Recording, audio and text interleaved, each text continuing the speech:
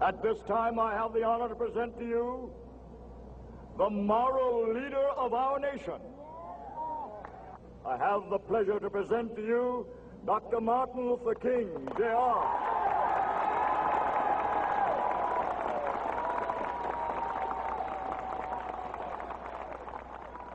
I am happy to join with you today in what will go down in history as the greatest demonstration for freedom in the history of our nation.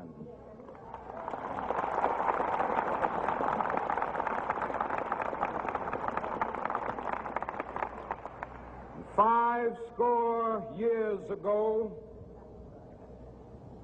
a great American in whose symbolic shadow we stand today signed the Emancipation Proclamation. This momentous decree came as a great beacon light of hope to millions of Negro slaves who had been seared in the flames of withering injustice. It came as a joyous daybreak to end the long night of their captivity. But 100 years later, the Negro still is not free. 100 years later, the life of the Negro is still sadly crippled by the manacles of segregation and the chains of discrimination. 100 years later, the Negro lives on a lonely island of poverty in the midst of a vast ocean of material prosperity. 100 years later, the Negro is still languished in the corners of American society and finds himself in exile in his own land. And so we've come here today to dramatize a shameful condition. In a sense, we've come to our nation's capital to cash a check. When the architects of our republic wrote the magnificent words of the Constitution and the Declaration of Independence, they were signing a promissory note to which every American was to fall heir. This note was a promise that all men, yes, black men as well as white men, would be guaranteed the unalienable rights of life, liberty, and the pursuit of happiness. It is obvious today that America has defaulted on this promissory note insofar as her citizens of color are concerned. Instead of honoring this sacred obligation, America has given the Negro people a bad check, a check which has come back marked insufficient funds.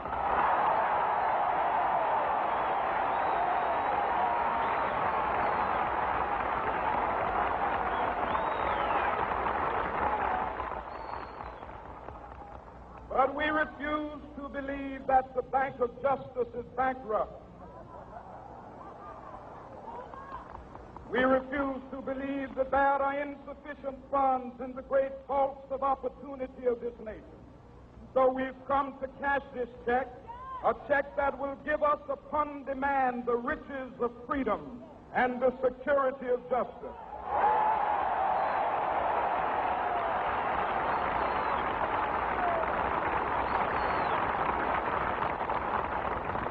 We have also come to this hallowed spot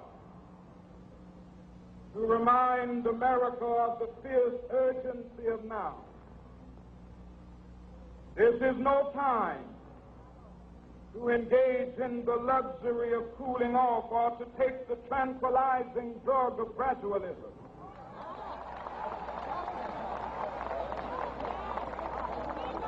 Now is the time to make real the promises of democracy.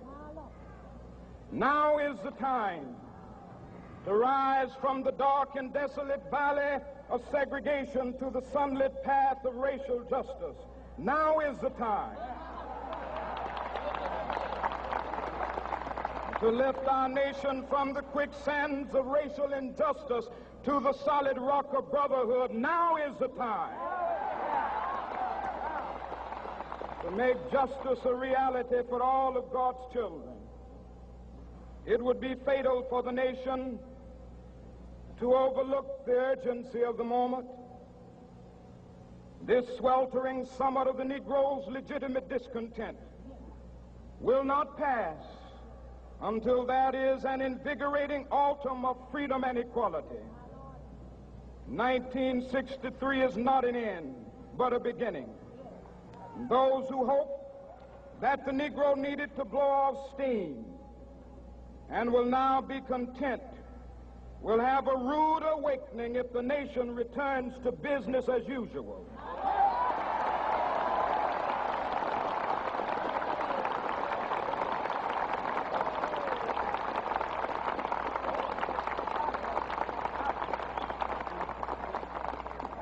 There will be neither rest nor tranquility in America until the Negro is granted his citizenship rights. The whirlwinds of revolt will continue to shake the foundations of our nation until the bright day of justice emerges. But that is something that I must say to my people who stand on the warm threshold which leads into the palace of justice. In the process of gaining our rightful place, we must not be guilty of wrongful deeds. Let us not seek to satisfy our thirst for freedom by drinking from the cup of bitterness and hatred.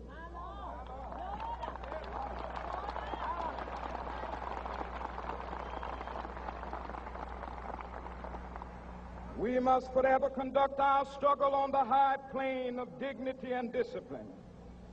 We must not allow our creative protests to degenerate into physical violence. Again and again, we must rise to the majestic heights of meeting physical force with soul force. The marvelous new militancy which has engulfed the Negro community must not lead us to a distrust of all white people. For many of our white brothers, as evidenced by their presence here today, have come to realize that their destiny is tied up with our destiny.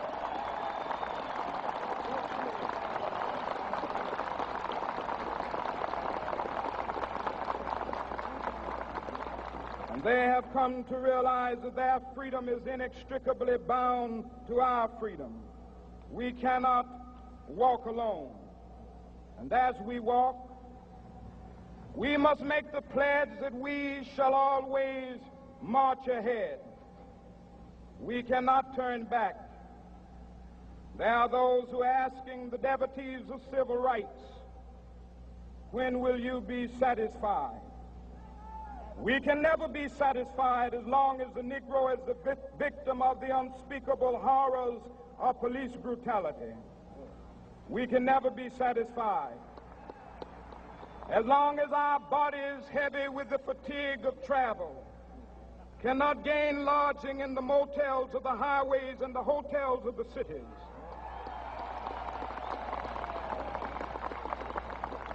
We cannot be satisfied as long as the Negro's basic mobility is from a smaller ghetto to a larger one. We can never be satisfied as long as our children are stripped of their selfhood and robbed of their dignity by signs stating for whites only.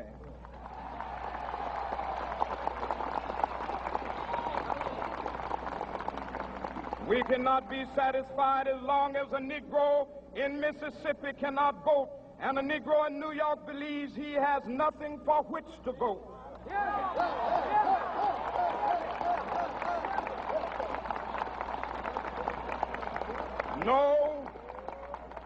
No, we are not satisfied, and we will not be satisfied until justice rolls down like waters and righteousness like a mighty stream.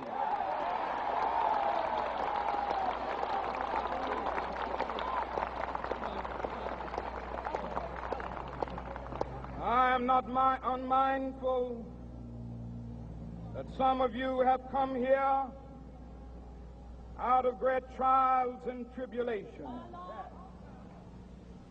Some of you have come fresh from narrow jail cells. And some of you have come from areas where your quest for freedom left you battered by the storms of persecution and staggered by the winds of police brutality. You have been the veterans of creative suffering. Continue to work with the faith that unearned suffering is redemptive. Go back to Mississippi. Go back to Alabama. Go back to South Carolina. Go back to Georgia. Go back to Louisiana. Go back to the slums and ghettos of our northern cities. Knowing that somehow this situation can and will be changed. Let us not wallow in the valley of despair. I say to you today, my friend,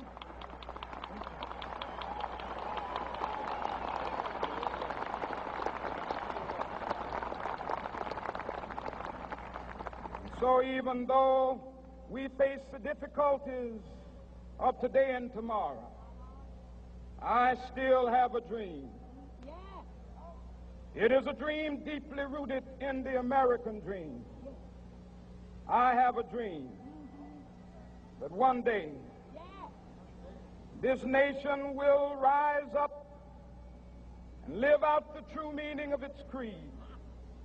We hold these truths to be self-evident, that all men are created equal.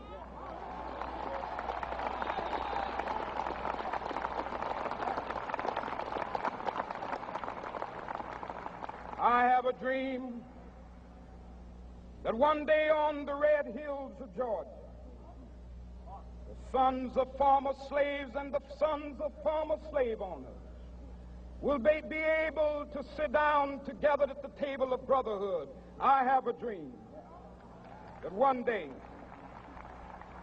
even the state of Mississippi, a state sweltering with the heat of injustice, sweltering with the heat of oppression, will be transformed into an oasis of freedom and justice. I have a dream that my 4 little children will one day live in a nation where they will not be judged by the color of their skin, but by the content of their character. I have a dream today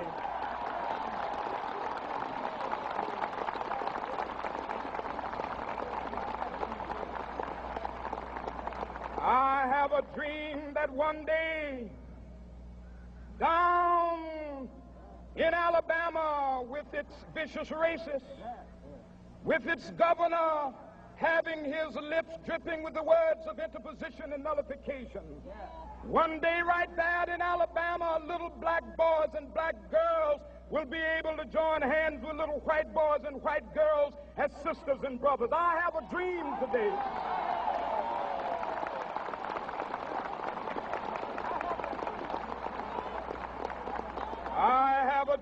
that one day every valley shall be exalted, and every hill and mountain shall be made low. The rough places will be made plain, and the crooked places will be made straight, and the glory of the Lord shall be revealed, and all flesh shall see it together. This is our hope. This is a faith that I go back to the South with. With this faith, we will be able to hew out of the mountain of despair a stone of hope. With this faith, we will be able to transform the jangling discords of our nation into a beautiful symphony of brotherhood. With this faith, we will be able to work together, to pray together, to struggle together, to go to jail together, to stand up for freedom together, knowing that we will be free one day. This will be the day. This will be the day when all of God's children will be able to sing with new meaning, my country, tears of thee. Sweet land of liberty, of thee I sing. Land where my fathers died, land of the pilgrim's pride. From every mountainside, Let freedom ring, and if America is to be a great nation, this must become true. And so let freedom ring from the prodigious hilltops of New Hampshire. Let freedom ring from the mighty mountains of New York. Let freedom ring from the heightening Alleghenies of Pennsylvania. Let freedom ring from the snow-capped Rockies of Colorado. Let freedom ring from the curvaceous slopes of California. But not only that, let freedom ring from Stone Mountain of Georgia. Let freedom ring from Lookout Mountain of Tennessee. Let freedom ring from every hill and molehill of Mississippi, from every mountainside. Let freedom ring, and when this happens, and when we allow freedom ring, when we let it ring from every village and every hamlet, from every state and every city, we will be able to speed up that day when all of God's children, black men and white men, Jews and Gentiles, Protestants and Catholics, will be able to join hands and sing in the words of the old Negro spiritual, free at last, thank God Almighty, we are free at last.